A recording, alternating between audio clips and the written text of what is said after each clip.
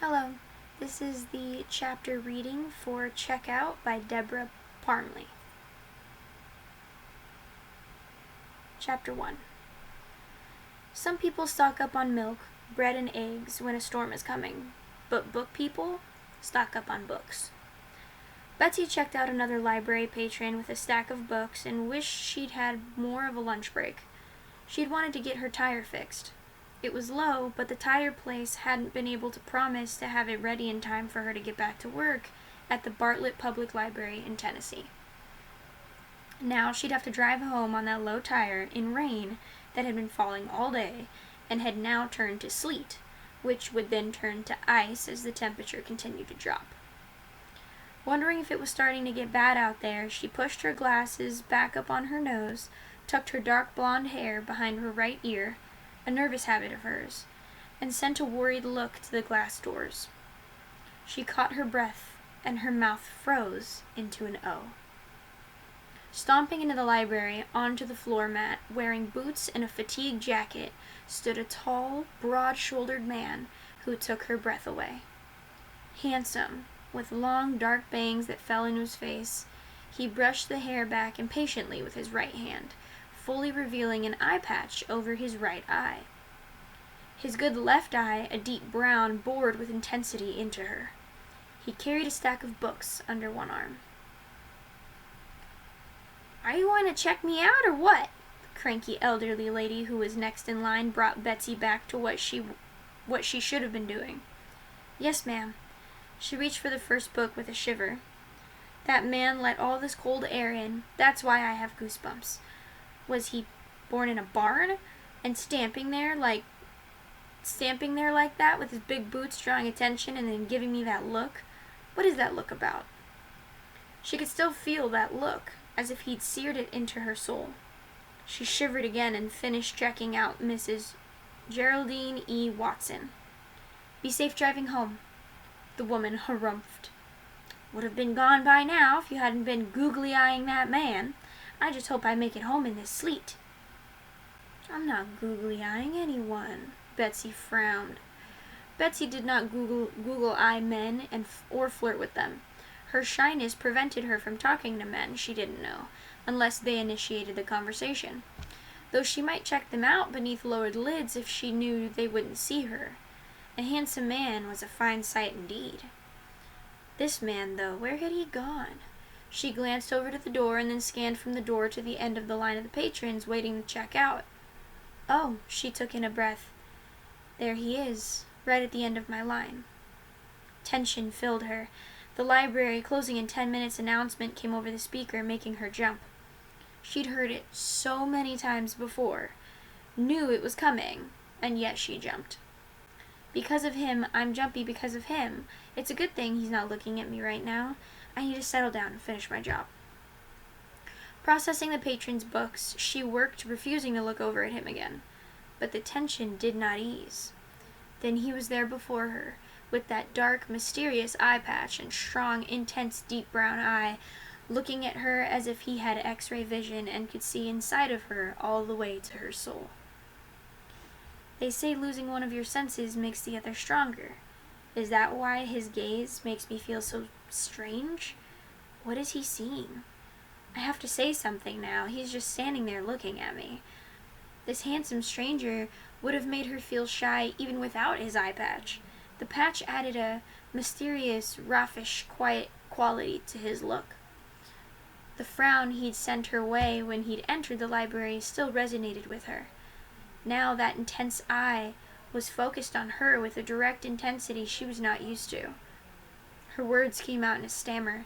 Did you enjoy the books?" She gave him a small, shy smile. He met it with a growl. "Hell no, I did not enjoy these books." He pointed to his eye patch. "What do you think?" I surely don't know." She turned beet red. "I'm so sorry, I didn't think." She reached out for them. "Here, I'll just take them." He handed them to her, still keeping that intensity focused on her. Wanting to help him, she said, "We have audiobooks if these are too much." "I'm not blind," he growled. "Oh, of course not. I didn't mean to imply Flustered, she turned pink and patted the stack of books, her voice coming out in a squeak. "If the type on these is too small, we have large print." Her voice squeaked high on the word print as he impaled her with his gaze. "My eyesight is fine." He ground out the words. "Oh." Totally flustered now, she put one hand to her mouth, turning even redder, and said, "I'm so sorry, I was just trying to help." He blinked once, his gaze changing as he seemed to catch himself, pulling back just a tad from whatever foul mood he was in, but not enough to appear friendly. "Don't worry about it." He shook his head and growled again. "Where are the audiobooks?" Wordlessly, she stood pointing to the right in the direction of the audiobooks. She could have stepped out of Dickens' Christmas Carol as she stood so still and solemn like the ghost of Christmas future, afraid to speak. For when she spoke, it only seemed to make things worse. He gave her a curt nod and took off in that direction. Shakily, she let out a breath. "Less than 10 minutes now, and everyone will go home. I hope my tire makes it." She carried her books to the rolling cart behind her and added them to the stack of returned books piled up. "I'll get caught up on those tomorrow. He couldn't drop the books in the return slot while the library's open because we lock it. Why people think it's funny to put their trash in that slot, I'll never know. It's like unscrewing the salt shaker. Some people don't have enough interesting things to do." Did he simply want to return the books, or had he stopped at the desk because he wanted something? He looked like he wanted something. But if so, he hadn't said what. Yet he didn't seem like a man who had trouble speaking up. Why is he looking at me like that?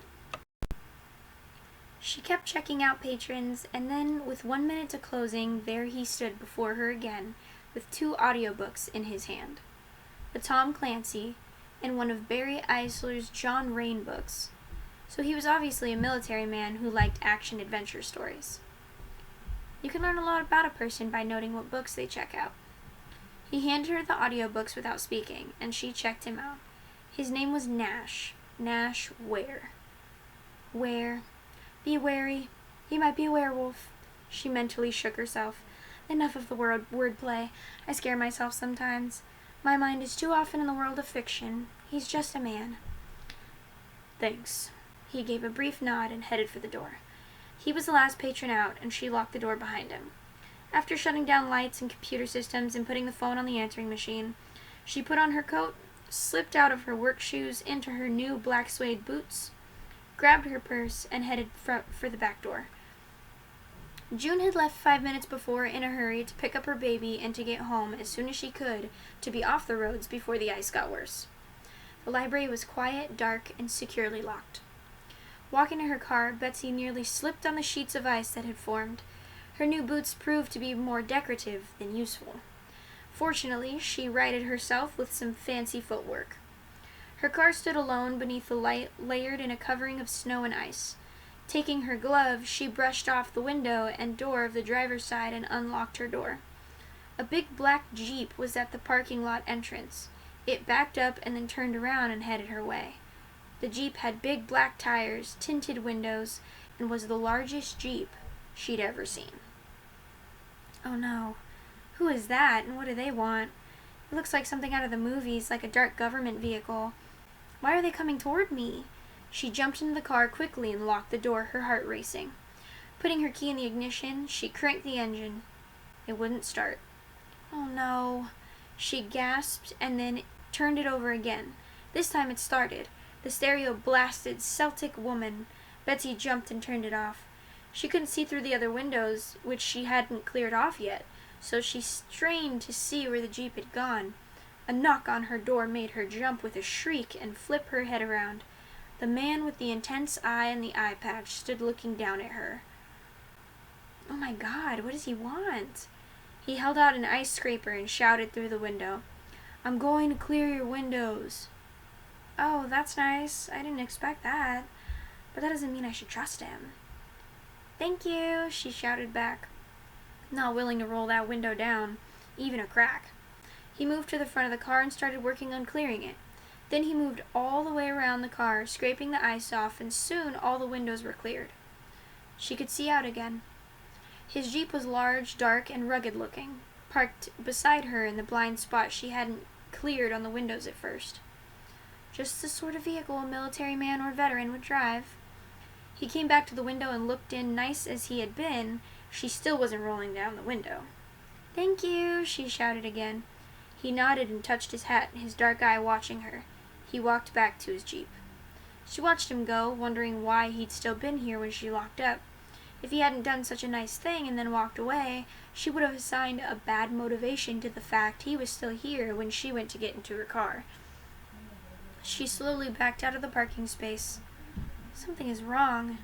Pulling out of reverse to drive, she headed for the street, but the car slid and her rear tire hit something. His Jeep pulled up beside her. Faster than she could work out what was wrong, he was out the door and knocking at her window. "You have a flat," he shouted. "Oh no. I should have guessed. I should have gotten it fixed at lunch, late to work or not. Now what am I going to do?" She unlocked the door, opened it, and got out of the car. As she stepped onto the icy parking lot, her foot slipped. His hand shot out and grabbed her elbow before she could fall on the ice. "Careful." "Oh," she gasped at the contact. "Thank you." "My pleasure, ma'am."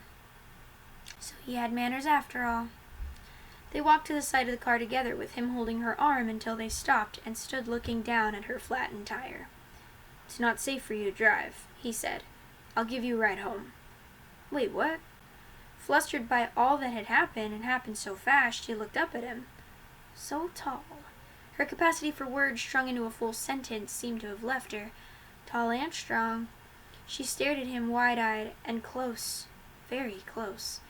If she'd had to describe him in one word, she would have chosen intense.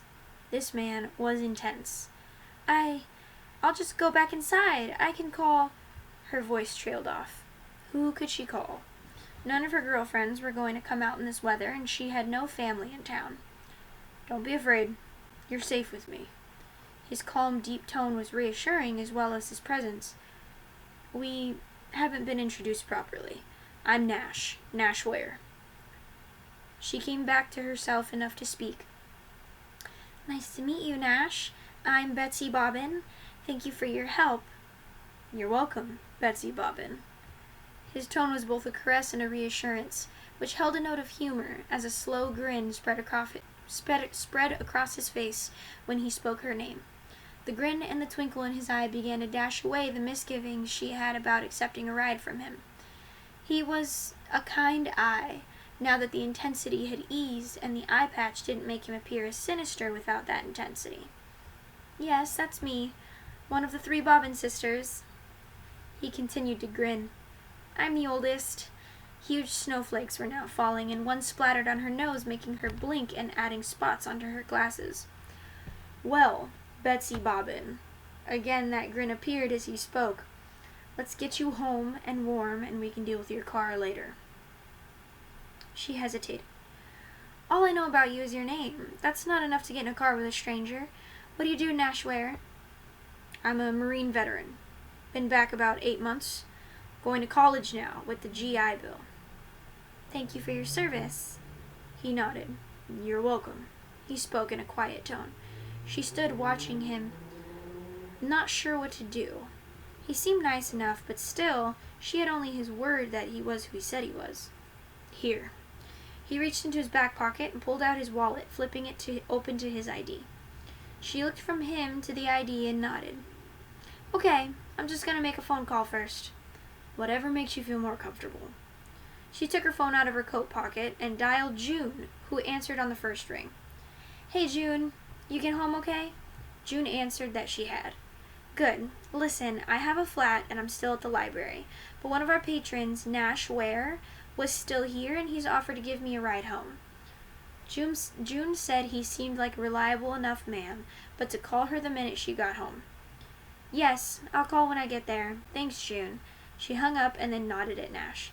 "Okay, sorry, She shrugged. "Do not apologize for taking precautions for your safety. Never apologize for that."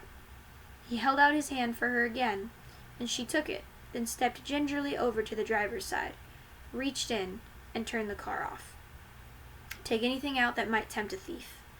"Oh, right." She nodded with a frown. She hadn't thought of that. But who knew when she could get back to get her car if this storm continued? She gathered her purse, closed the driver's side door, and opened the back door. Taking a bag, she stuffed the pile of books into it and went to set it on the ground beside her as her purse slid off her shoulder and down her arm. "Here, let me take that." He reached out his hand and she handed him the bag of heavy books. His expression showed amusement. But what did he expect? She was a librarian and loved books. Her car and her house were always full of books. From the pile of stuff in the back seat, she extracted another bag and began looking for her puppets. Puppy, kitten, and bear all went into the bag. "Oh good, there's Lion," she said, and then realized she was talking to herself. "Lion?" he asked in that amused tone of voice. She slipped Lion on her hand and turned to face him, holding the bag. "Yes, Lion, see? Grrr!" He threw his head back and laughed, which lit up his whole face. He was beautiful when he laughed. She'd never thought a man beautiful before. Eye patch be damned, the man was perfect. She gave him a huge smile in return and said, "For when I read to the children." "Right," he nodded. "Gotcha." And that left eye gave her a slow wink. Thank you.